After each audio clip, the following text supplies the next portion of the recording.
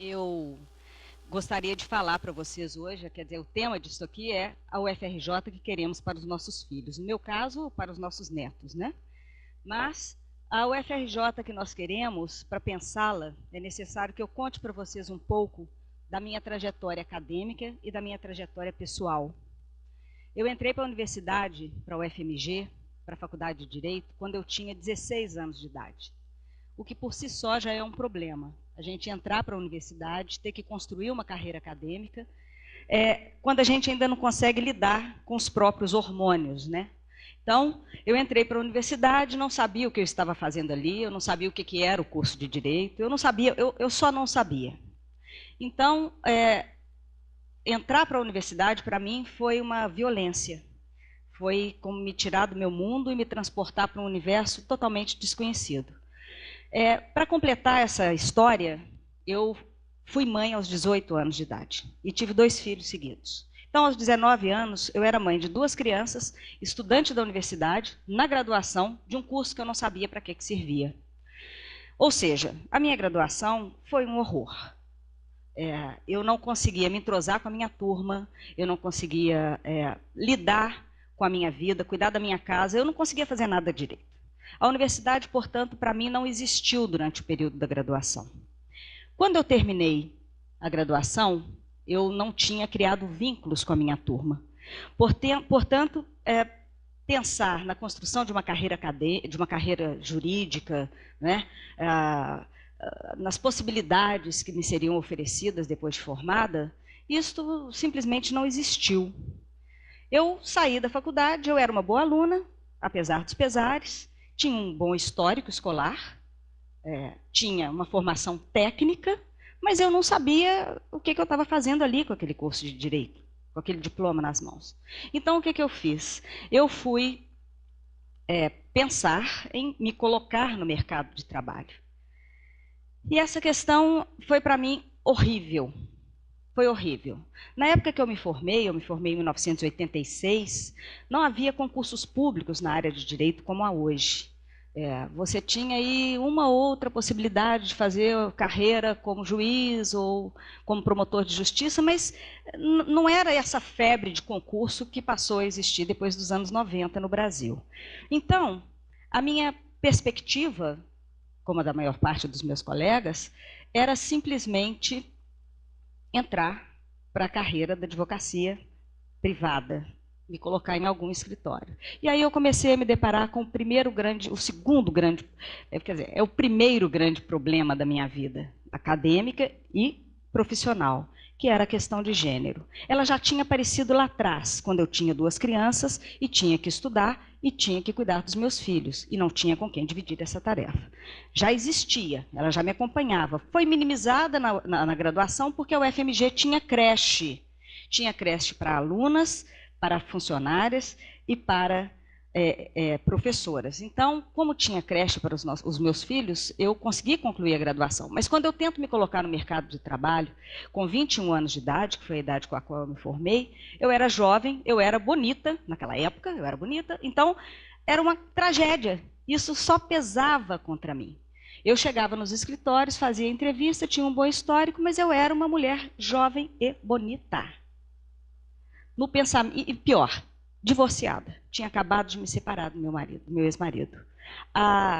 No dicionário sexista, essa trilogia, jovem, bonita, divorciada, significa disponível, né? Então, eu não queria estar disponível. Eu não estava disponível. E, portanto, eu não conseguia emprego. Eu já estava começando a pensar em fazer brigadeiro para vender para fora. Quando, um belo dia, eu me encontro com um ex-professor de graduação, um professor muito querido, e ele falou comigo, o que você está fazendo? Eu falei, pensando em vender brigadeiro. Aí ele disse, não, Vanessa, você tem que voltar para o seu lugar, que é a universidade. E eu fiquei assim, sem saber se eu realmente iria voltar. Voltei. A pós-graduação, para mim, passou a ser a porta de entrada para a universidade. Na minha história de vida, a graduação ela não existiu. A pós-graduação foi a porta de entrada para o conhecimento. Foi a porta de entrada para o universo acadêmico, um universo completamente desconhecido para mim até aquele momento. Dentro da pós-graduação, eu comecei a descobrir que eu não precisava estudar só procedimentos na área do direito. Eu descobri que eu podia estudar sociologia, que eu podia estudar história, que eu podia estudar artes. E isso, para mim, foi uma coisa inacreditável. Eu decidi, então, a partir dali, que eu seguiria uma carreira acadêmica. Foi na pós-graduação que eu fiz, efetivamente, amigos na universidade. Tanto que hoje a maior parte dos meus amigos da área do direito são professores de direito, não são juízes, não são advogados, não são promotores, embora eles também existam, tá, gente? Mas, na minha vida, os amigos mesmo que ficaram e me acompanham até hoje foram aqueles que fizeram comigo o curso de pós-graduação. Terminada o meu primeiro ciclo na pós-graduação, o mestrado, eu ingressei no doutorado imediatamente. E naquela época havia concursos públicos para professor assistente, ou seja, na época o professor assistente era aquele que tinha o título de mestrado, abriu um concurso em filosofia do direito, introdução ao estudo de direito na UFMG, eu fiz o concurso e fui aprovada. Ou seja, aos 24 anos de idade, 25 anos, eu era professora da Universidade Federal de Minas Gerais, na Faculdade de Direito. Quando eu entrei na Faculdade de Direito como professora, ocorreu um fenômeno comum nas faculdades de Direito. Há disciplinas das faculdades de Direito que são lecionadas em outros cursos, nos cursos de engenharia, no curso de economia, no curso de administração. Ora, eu era uma jovem professora, eu estava cursando doutorado, eu só era mestre. Ou seja, eu era a mais baixa escala na hierarquia acadêmica dentro da Faculdade de Direito. O que eles fizeram comigo? Me colocaram para dar aula fora da Faculdade de Direito. Então, eu saí da Faculdade de Direito para dar aula para os futuros engenheiros, economistas, contadores, certo? Então, isto era uma espécie de estágio probatório, uma espécie de geladeira. Eles me colocaram nesta geladeira. Isso, para mim, foi a melhor coisa que me aconteceu na vida. No momento em que eu entrei para a escola de engenharia e para a faculdade de ciências econômicas e administração, eu pude viver uma experiência que a maior parte dos professores que são, vamos dizer assim, monogâmicos, né, a sua única disciplina, não consegue viver. Eu tinha que preparar aulas que fossem adequadas àquilo que esperava um futuro economista da área do direito, um futuro engenheiro da área do direito. E dentro das engenharias, eu precisava também fazer malabarismos, porque o que quer saber um engenheiro de Minas não é exatamente o que um engenheiro civil precisa saber sobre o direito. Então, além de aprender mais sobre a minha própria formação, eu tive a oportunidade de conviver com outras áreas e aprender outras coisas, né? Entretanto, a minha pesquisa no doutorado, concomitante a essa experiência acadêmica, ela foi sendo paulatinamente direcionada para a discussão dos direitos humanos. Alguém aqui conhece alguma coisa que seja mais interdisciplinar do que os direitos humanos? Alguma coisa que possa romper mais barreiras do conhecimento do que os direitos humanos? Então, eu comecei a trabalhar direitos humanos.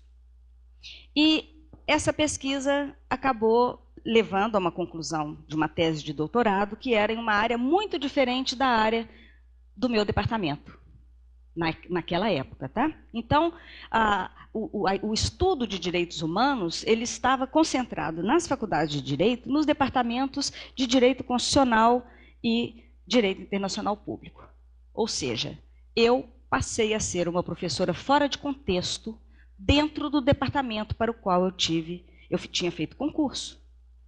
Qual foi a solução apresentada? Eu fiz outro concurso, para a porta ao lado. Então, eu fiz um concurso, mudei de porta. Essa mudança de sala dentro do mesmo andar, na Faculdade de Direito da UFMG, teve uma consequência, que foi a seguinte: eu, ali dentro daquele departamento, a expectativa é que eu fosse uma professora de direito constitucional. Direito constitucional, caps lock, só. Né? E eu trabalhava com direitos humanos. Por trabalhar com direitos humanos, a minha trajetória natural era, quer dizer, eu tinha desvios, ou seja, eu não conseguia falar de direitos humanos só na esfera do direito constitucional. Eu precisava trabalhar com direito internacional. Eu sentia falta de estudar ciência política. Eu tinha que entender alguma coisa de economia. Eu tinha que saber relações internacionais. Então, eu fiquei absolutamente aborrecida naquele departamento, dando aula de direito constitucional só para o curso de direito. Foi tão chocante para mim essa experiência, foi tão avassaladora, que eu decidi fazer outro curso de graduação. Terminei o doutorado e fui fazer arquitetura. Aí comecei a fazer arquitetura e, por vários motivos, naquela época, eu não consegui, não terminei o curso, fiz o curso até quase o final. Quando estava chegando perto do final, eu abandonei o curso e fui fazer uma especialização em História da Arte, da Arquitetura. Ou seja, a minha grande insatisfação era a faculdade de Direito não me cabia. Eu não cabia naquele espaço. Eu não cabia naquele espaço porque ele era um espaço que não era interdisciplinar. Porque ele era um espaço no qual eu não me sentia incluída. Então, eu ficava nesse drama, nesse limbo, né, sem saber exatamente o que eu estava fazendo ali. As pessoas olhavam para mim e não sabiam exatamente o que eu estava fazendo ali também. E eu fiquei dando aula, e por vários motivos, acabei me demitindo da UFMG. Me demiti da UFMG e vim para a UFRJ. Há 10 anos que eu estou na UFRJ. Eu tenho 25 anos de carreira acadêmica. Então, quando eu vim para a UFRJ, eu cheguei numa faculdade de Direito, a Faculdade Nacional de Direito, que era terra arrasada. A Faculdade Nacional de Direito, ela tinha sido completamente desmontada durante a ditadura militar. Por ter sido desmontada durante a ditadura militar, ela era uma faculdade que não tinha estrutura física. Para vocês terem uma ideia, a gente utilizava o banheiro do Bar do Manuel, que era em frente no Largo do Caco. Não tinha banheiro funcionando na Faculdade Nacional. Ela tinha acabado de sofrer uma intervenção do Conselho Universitário. Então, eu entrei nessa nova leva de professoras. Foi uma coisa magnífica, porque a partir dali, eu e os novos colegas recém-ingressos na Faculdade Nacional de Direito tínhamos que reconstruir a graduação, a pós-graduação e a própria estrutura física do prédio da Faculdade Nacional de Direito. Era um projeto coletivo.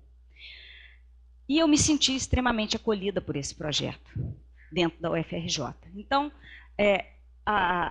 naquele momento, nós arregaçamos as mangas e fomos reconstruir o currículo acadêmico, trazendo para dentro aquilo que nós, professores que tínhamos acabado de ingressar, pensávamos que fosse importante. Trouxemos outros elementos que não aquele núcleo duro do direito que estava presente na minha faculdade de Direito da UFMG, uma faculdade tradicional, antiga, e que não tinha sofrido essa ruptura. Nós vimos a possibilidade de trazer sociologia, antropologia, ciência política, história para dentro do nosso programa. E nós fizemos isso. E criamos uma pós-graduação que tem uma linha de pesquisa, uma linha de concentração absolutamente inédita, que se chama Direitos Humanos, Sociedade e Arte. E aí eu me encaixei, aí eu encontrei o meu lugar.